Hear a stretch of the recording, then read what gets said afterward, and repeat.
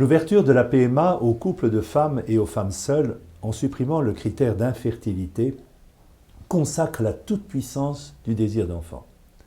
Même si ce désir doit se réaliser au détriment de l'enfant et de son droit à avoir un père et une mère. Malheureusement, le principe même de la PMA porte en lui les germes de cette nouvelle transgression.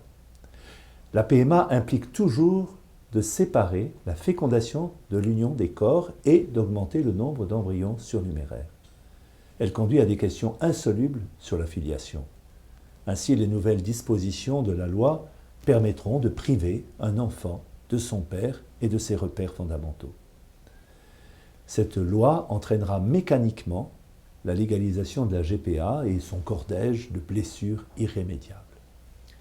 Le texte présenté prévoit aussi des règles plus permissives sur la recherche embryonnaire, ainsi que l'intensification de la sélection prénatale, grave dérive vers l'eugénisme.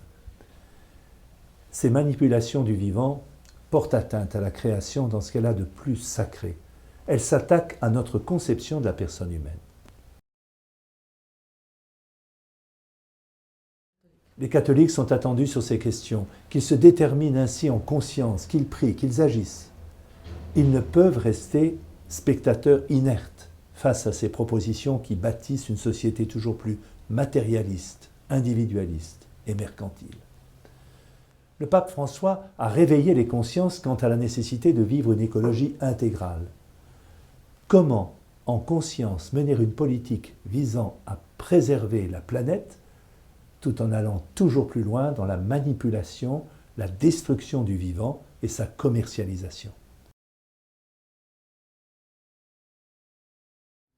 Les moyens de se mobiliser sont nombreux. Beaucoup se sont informés, formés, engagés au cours de ces dernières années.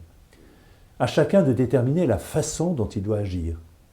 L'occasion est donnée pour ceux qui participeront à la grande manifestation le 6 octobre à Paris de faire entendre leur voix.